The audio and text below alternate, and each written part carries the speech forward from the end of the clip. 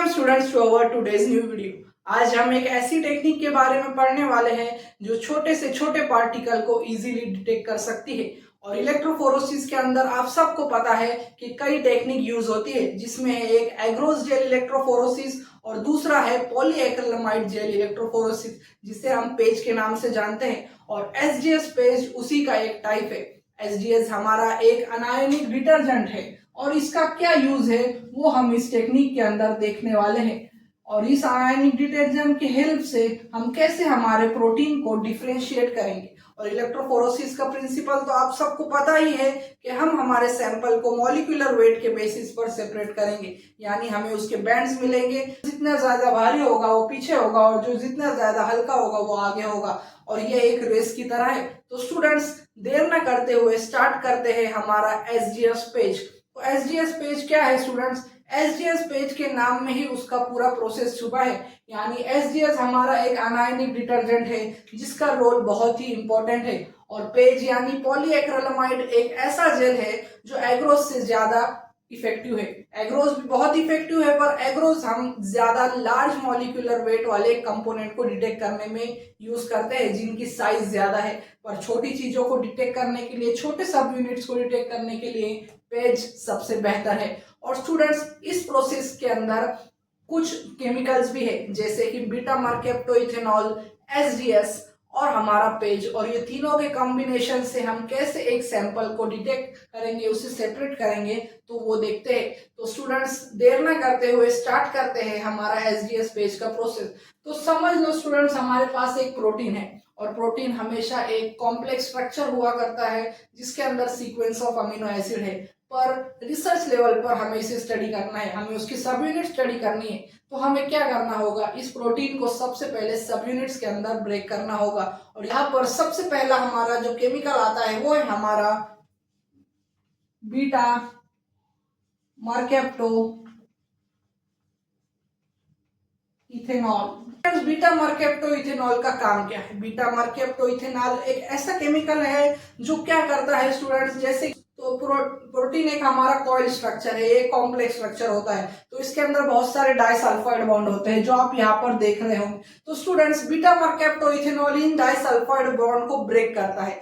और जैसे ही disulphide bond break होंगे तो प्रोटीन के हमें स्ट्रैंड्स मिल जाएंगे। और ये स्ट्रैंड्स कैसे होंगे? ये लीनियर स्ट्रैंड होंगे, क्योंकि प्रोटीन एक कॉइल स्ट्रक्चर में था, अब उसके डाइसल्फाइड बॉन्ड टूट गए। तो टूटने पर हमें लीनियर कंपोनेंट्स मिलेंगे, लीनियर सब यूनिट मिलेंगी प्रोटीन की। और लीनियर सब यूनिट मिलने पर क्या होगा स्टूडेंट्स? इनके चार्ज अलग होंगे। और इलेक्ट्रोफोरेसिस में हम चार्ज के बेसिस पर इसे रन करते हैं और मॉलिक्यूलर वेट के बेसिस पर इन्हें डिटेक्ट करते हैं। तो सेपरेट करने पर 3 सब यूनिट मिल चुकी हैं और तीनों सब यूनिट के चार्ज अलग अलग हुए तो क्या होगा? अगर ये सब यूनिट नेगेटिव है, ये वाली पॉजिटिव और ये वाली नेगेटिव, और हम सबको पता है कि हम रन करते हैं नेगेटिव से पॉजिटिव इलेक्ट्रोड की तरफ, और अगर तीनों का चार्ज अलग होगा तो हमें रन करने में प्रॉब्लम होगी। और जो तो स्टूडेंट्स, फिर हमारा पूरा इलेक्ट्रोफोरेसिस रन करने का मतलब ही नहीं रहेगा, क्योंकि कंपोनेंट एक टाइम पर सेपरेट नहीं होंगे उनके मॉलिक्यूलर वेट के बेसिस पर। तो अभी इन तीनों कंपोनेंट को हमें एक सा चार्ज लाना है, यानी सिमिलरली नेगेटिव चार्ज लाना है।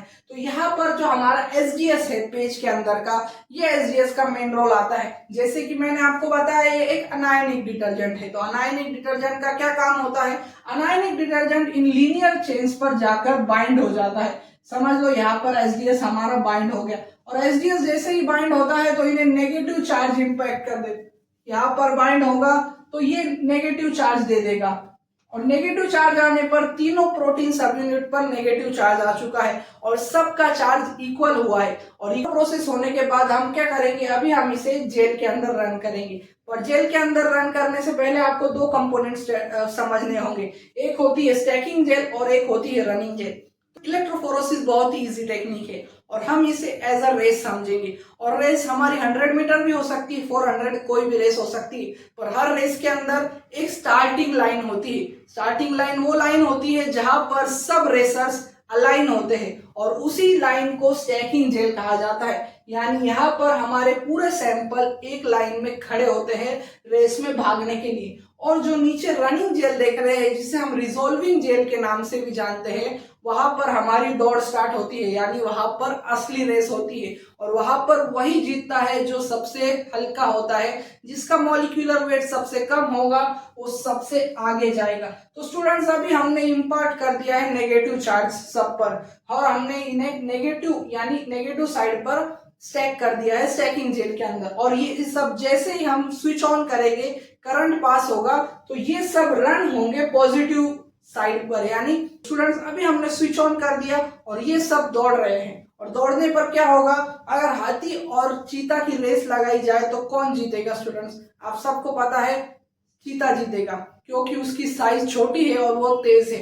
इसी तरह से हाथी पीछे इसलिए है क्योंकि उसकी साइज बड़ी है, और हाथी की साइज बड़ी होने पर यहाँ पर उसका मॉलिक्यूलर वेट भी बड़ा है। उसी तरह से जो सब यूनिट्स हमने ये 3 सब यूनिट्स लिए हैं वो भी सेपरेट होंगे उसके मॉलिक्यूलर साइज के बेसिस पर। और जितना ज्यादा मॉलिक्यूलर साइज होगा वो सबसे पीछे होगा, क्योंकि वो बहुत ही स्लो चलेगा, हमारी पॉलीएक्रिलामाइड जेल में स्लो ट्रेवल करेगा। और जो सबसे हल्का होगा वो सबसे आगे आएगा और ये रेस जीत जाएगा। तो हमें कंपोनेंट साइज के बेसिस पर मिल चुके हैं, और हमारा यही रोल था, हमारा एम यही था एसजीएस पेज के थ्रू कि हम एक प्रोटीन ले और उसे 2 सब यूनिट में बीटा मार्केप्टोइथेनॉल की मदद से ब्रेक करें, फिर इनके ऊपर एक इक्वल चार्ज लाए जो एसजीएस की मदद से लाया जाएगा, और फिर हम उसे एक इलेक्ट्रोफोरेसिस जेल के अंदर रन करेंगे। और ये जेल के अंदर रन करने पर हमें तीनों कंपोनेंट उनकी मॉलिक्यूलर वेट के हिसाब से रन होने पर उनकी साइज से हमें पता चल जाएगा। तो स्टूडेंट्स ये था हमारा एसजीएस पेज के बारे में। ये बहुत ही इजी इफेक्टिव टेक्निक है, और ये सबसे छोटी सी छोटी सब यूनिट को इजीली डिटेक्ट कर सकती है, और इसे ज्यादातर प्रोटीन के साथ यूज किया जाता है। तो स्टूडेंट्स मुझे उम्मीद है कि आपका कंसेप्ट एसजीएस पेज के बारे में क्लियर हो चुका होगा, और ऐसी ही वीडियोस के लिए मेरे चैनल को लाइक करें, शेयर करें और सब्सक्राइब करना ना भूलें। Thank you for watching.